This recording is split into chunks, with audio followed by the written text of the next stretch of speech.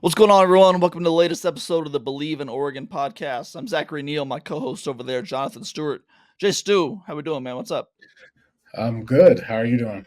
I'm doing good, man. Had a good weekend. I'll just jump into the weather conversation for you. It's been raining for the past several days, but the Eesh. horizon is nice. It looks like mid 70s, low 80s for the next week. So some golfing weather for sure.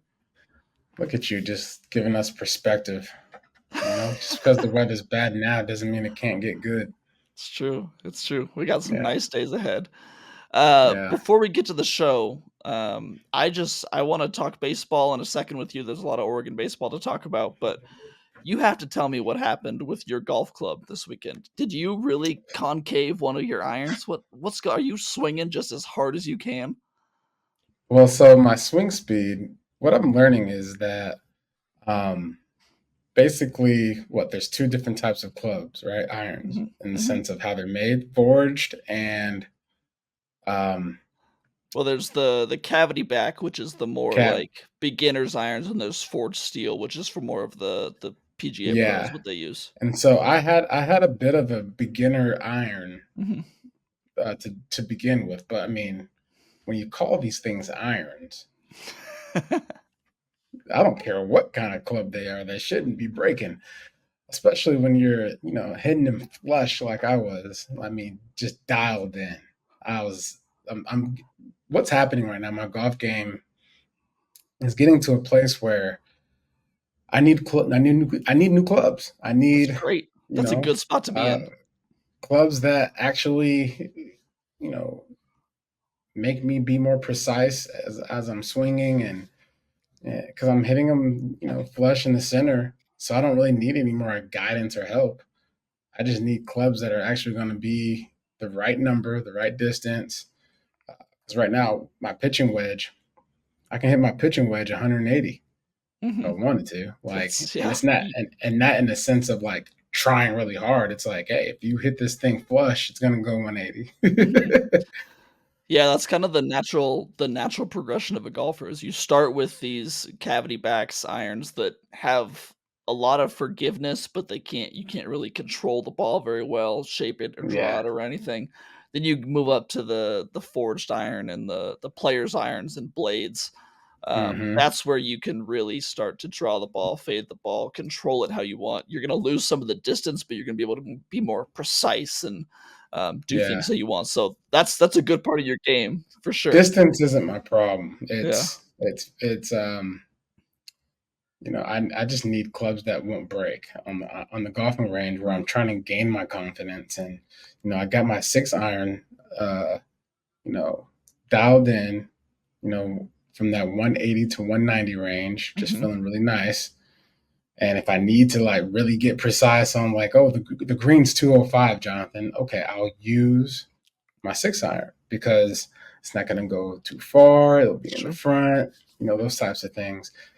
I'm at the Grandover, which is a golf course in Greensboro for a charity event, and everybody's there on the range, and I show up there like 15 minutes prior to getting off on the shotgun start charity event. So those are the fun ones where you just go and get to Hit and giggle. swing hard, and Yep. hopefully someone else swings and they're precise. Yep. We call it a hit and giggle because you hit, and if it goes the wrong way, it's like, whatever. Who cares?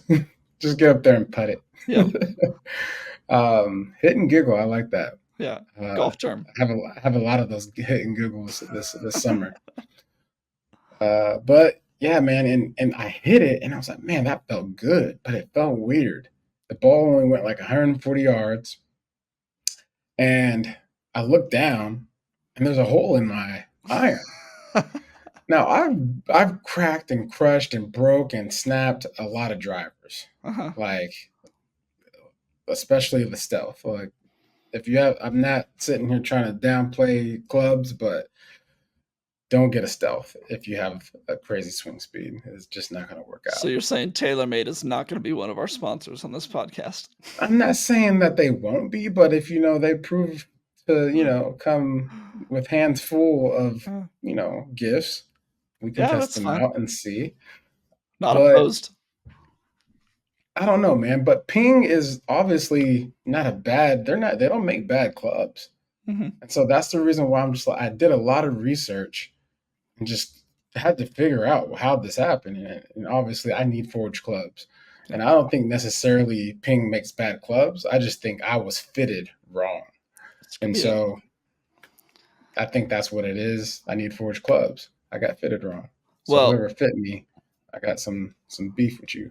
What I loved about the broken iron is the hole that the ball made is right in the center of that club face, man. You hit that Yeah, pure. If it didn't break, that would true. have been a perfect shot. I love to see Yeah, it right in the middle. So, yeah, yeah, you're yeah. dialed. It sounds like it. Mm, I'm excited to see yeah. what the forged irons can bring for you.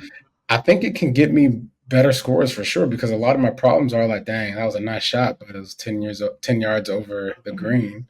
Yep. Or now my next shot that I hit, I'm thinking about how far I hit it. Now I'm, trying to chunk down, try to be cute with my swing, and now I'm, taking chunks out of the grass.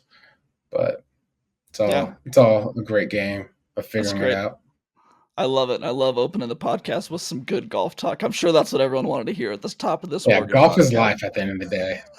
Who cares about Oregon right now? Like I said at the top, we're going to talk some Oregon baseball. Before we do that, pause the podcast right now. Open whatever app you're listening to. Follow the show. Subscribe. Give it a 5-star rating, 5-star review. We will read any reviews that you write on the show. I'm just realizing I did not check the reviews before recording, so maybe you left one after last episode. We forgot. If you did, we'll get to it next week. Tell your friends, family, coworkers, anyone you know who likes the Ducks to check us out. We know we've got a really good show. We're giving you a good product here. We want more listeners by the time we get to the season when stuff really starts ramping up.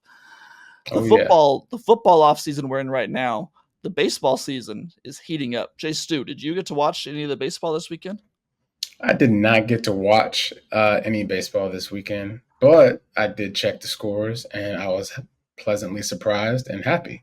Absolutely. Oregon Yeah. went 3-0 in the Santa Barbara Regional. They advanced to the Super Regionals for the second straight year. Our guy Bryce Betcher, who you learned last week is also a football player, had a game-winning Yep. home run in extra innings on Friday night. Just a Uh, stud. Just a just a stud. stud. Can play all the sports. Could Can, be all good. I mean, I wonder if he's getting. Does he? Is he like a? He's got to be the most liked person on campus at this point. I'm sure he's up there. Yeah, I don't know him personally. He actually went to my same I'm. high school too, but he's several years younger than me. But I um, was a dual sport athlete as well. you did I track, ran right? indoor. I ran indoor track, but Hmm. it was very short lived. I did it because Coach Jimmy Radcliffe basically told me to do it. I did anything and everything that he asked me to do. It's probably I smart. did. I did a weightlifting competition for the state of Oregon. Came Wow. second. What are you doing? Um, Squats? I was doing power cleans, and Okay. power snatch. That makes sense So, because your quads are about the size of my waist. So I remember the picture yeah, of you in the RG, the register guard, I think your freshman year, and I was like, oh my God, this yeah. guy's legs are so big. I was told I was definitely a locker room picture Yes. inspiration for a lot of kids growing up. So We had that picture, I think, up on the bulletin board in our weight room in high school. Even that was several yeah, years after you came through too. But yeah, that was yeah, that was one of those pictures for sure. yeah. Anyway, back to baseball. Bryce Betcher had that home run on Friday night. Kevin Sider, complete game shutout on Sunday night in the final. The Ducks will now go on to face Texas A&M in the three-game series in the Super Regionals starting on Saturday at 11 a.m. Pacific, 2 p.m. Eastern. I believe that game's on ESPN or ESPN2. I forgot to check that. It should be fun. This is I think, the third time ever that Oregon has made a Super Regional. Again, they made it last year as well. That one was at home. But yeah, I'm really excited to watch this team play a little bit more. Like we said last week, this is the time when I personally start to get really into baseball and start learning some of these people and learning about this team. So they're a fun team to watch, man. I really enjoyed it this past week watching them win. Yeah, I mean, when you have your pitcher doing a complete game shutout, that's something to tune into. Yeah, it was really Every impressive. just basically betting on whether or not he's getting a strikeout here every time he's at pitch. Yeah, So and then obviously you got to support our football guy. Bryce is out there contributing in big ways, big moments. I mean, I just always think about Dennis Dixon. The year that we, had our year. I'll just put it that way, right? Mhm. The year that he got hurt, but Oh 07 or previously oh that 08? It year, was oh 07, right?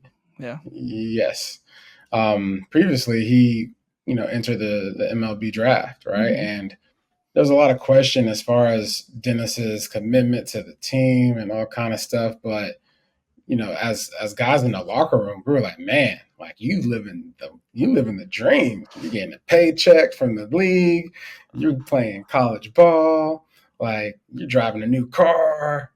All these cool things. But the preparation and the confidence that Dennis came away with from that experience of being at that professional level and coming back to the college level to be around these guys, these young kids, basically out to chase their dreams of competing for a national championship. When you have a leader with that confidence, I mean, the world's your oyster, and that's exactly what it was. Because Dennis came back a different, complete person. His development, leadership wise, confidence wise, and there's just something that he experienced that none of us experienced that we needed for that season. And so, Bryce, take these moments, super regional, keep winning, keep gaining some winning experiences because it's definitely going to pay off on football side of things as guys ask you questions and how things were and just your readiness, right? You're never, no moment will ever be too big when you have multiple moments like this. Yeah, it's about that experience, like you're saying. I mean, you always hear coaches and parents tell other parents, like, "Yeah, have your kids play every sport growing up. You wanna be a part of every team sport. You don't wanna stick them just in AAU basketball or travel baseball and have them do one sport. They may be really good at that one sport, but when you see guys be versatile and young girls be versatile in the sports that they play, it's a really special thing.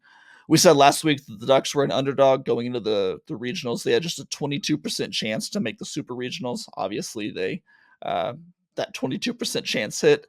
According to the analytics, the same analytics are giving the Ducks just a 26% chance to beat Texas A&M and make it to the College World Series. So, hey, better chance than last week. We'll see Yeah, what they can do this time. Texas A&M who? Yeah, So exactly. basically, they're playing Texas A&M three times. Yeah, so it's a 3-game series down Mm-hmm. in College Station, and it looks like the weather's gonna be hot. From what I saw, it's like high 80s, low 90s, so, that'll be a grind for sure. Yeah, make sure you drink your water. If you guys don't know what Nirvana Super Water is, you need to tap into that. That's Absolutely, yeah, what I nice drink. plug, well done. Not for this show, but nice plug, well done, way to Yeah, get it in there. what? Businessman corn through and through. Hmm. All right, let's talk some football. For sports nerds who enjoy digging into the numbers, this weekend was enjoyable because ESPN released their new Football Power Index data for the 2024 season. If you don't know what the FPI is, basically ESPN assigns a number grade to every team in the nation based on their expected point differential, based on average opponents, or expected point differential versus an average opponent on a neutral field. In other words, it's just a different way of ranking teams. It's their own version. Jay Stu, as a player, did you give even an ounce of attention to numbers and power rankings and polls like this? Did that matter at all to you? Um, I'd be a fool to tell you that it doesn't matter, Mhm. because at the end of the day, you're the reason why you play this game is to be the best at what you're doing and to get to the national championship. And so, if you start off ranked high, your chances are better. Period. They just are, right? Um, but you know, as you know, it's not how you start; it's how you finish. And so that's the mentality that you end up carrying through and through, about the perceptions of what people think of you. Um, you might think you might think the Oregon Ducks don't deserve to be whatever, right? You know what I'm saying? So, but if that team does, all it really matters is what the team thinks. If you're ranked 25, but if you believe you're number one, that's all that matters. Because if you practice and you play and you prepare and you get your sleep, you get your rest, as if you are on pursuit to be number one, then only person that's going to stand in your way is yourself. And so that's the mentality that I always carry. as far as these like rankings and whatnot. I mean, the rankings are there because they have to do something with their time. Mhm. And it gives people like me something to talk about in the off season when there's nothing else going on. So I always Exactly. enjoy the rankings. I love the rankings and numbers. This is ranking season in college football. Yeah. I mean, that's what we Yeah. do in the off season is rank people and talk about it. Were you Hmm. of the mindset that like you liked when people ranked you low because it gave you a chip on your shoulder, or were you kind of like, oh, that's offensive that they have us at number 8 and not number 3? Like which mindset were you up in when you were a player? Um, a happy medium, right? Never too high, never too low on any subject of a matter. Uh, I mean, I even look at Carolina Panthers. There's been multiple times where we didn't get any type of national attention. Preseason scheduling and